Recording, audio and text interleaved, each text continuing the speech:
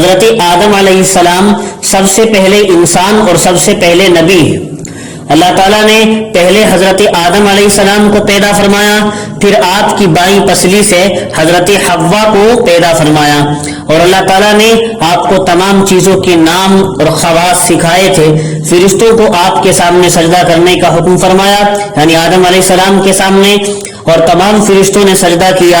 حضرت آدم علیہ السلام اور حضرت حوا دونوں کو جنت میں رہنے کی اجازت عطا فرمائی۔ پھر بے شمار حکمتوں اور مصلحتوں کے پیش نظر اللہ تعالیٰ نے دونوں کو اس دنیا میں بھیجا۔ دنیا کے تمام انسان حضرت آدم علیہ السلام کی اولاد ہیں، اسی لیے آدمی کہلاتے ہیں۔ دوسرے تذکرہ آ رہا ہے آگے چل کر موسیٰ علیہ السلام کا۔ حضرت موسیٰ علیہ السلام یہ بھی اللہ تعالیٰ کے سچے نبی اور رسول ہیں۔ آپ کے والد ماجد کا نام حضرت عمران ہے، حضرت یعقوب علیہ السلام کی نسل سے ہیں۔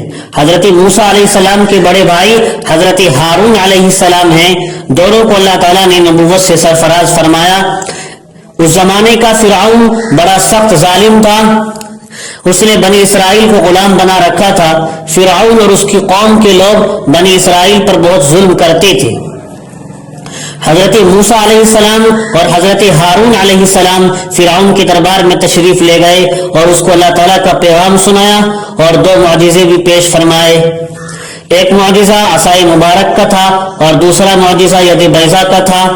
حضرت موسیٰ علیہ السلام کی لاٹھی معجزے کے طور پر سانپ بن جاتی تھی، اور آپ دست مبارک جب اپنے گریبان سے نکالتے تھے تو وہ روشن اور چمکدار ہو جاتا تھا۔ حضرت موسیٰ علیہ السلام کے معجزے کو اس نے جادو قرار دیا اور اپنی حکومت کے ماہر جادوگروں سے مقابلہ کرایا۔ اس میں فرعون اور فرعونیوں کو زبردست شکست ہوئی، ہار ہوئی، اور جادوگر ایمان لے آئے تھے۔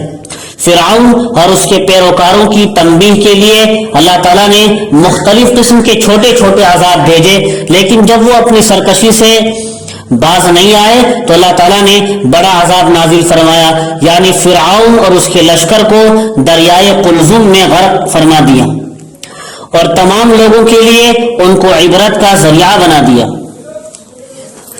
آگے چل کر پھر تذکرہ آ رہا ہے حضرت سلیمان علیہ السلام کا۔ حضرت سلیمان علیہ السلام بھی مشہور نبی ہیں، حضرت داؤد علیہ السلام کے صاحبزادے ہیں۔ حضرت داؤد علیہ السلام کی وصال کے بعد، وفات کے بعد، اللہ تعالیٰ نے آپ کو نبوت اور حکومت دونوں سے سرفراز فرمایا۔ اللہ تعالیٰ نے آپ کو بہت سی خصوصیات عطا فرمائی تھی۔ انسانوں کی طرح جن اور جانور بھی آپ کے فرما بردار تھے، جنات اور جانور بھی آپ کے فرما بردار تھے، جس طرح چاہتے تھے ان سے خدمت لیتے تھے۔ بیت المقدس کی تعمیر میں جنات نے کام کیا، اور ہدہد نے ملکہ سبا کے دربار میں پیام پہنچانے کی خدمت انجام دی تھی۔ اللہ تعالیٰ نے آپ کو جانوروں کی بولی بھی سکھائی تھی۔ آپ جس طرح انسانوں کی بولی سمجھتے تھے اسی طرح جانوروں کی بولی بھی سمجھتے تھے۔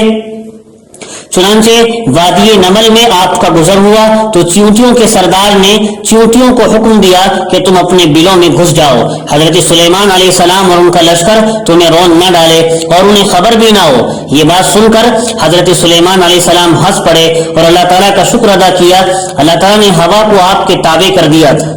حضرت سلیمان علیہ السلام اپنے ہوائی تخت پر سوار ہو کر یمن سے شام تک اور شام سے یمن تک جاتے تھے اور 1 مہینے کا سفر آدھے دن میں طے کر لیتے تھے۔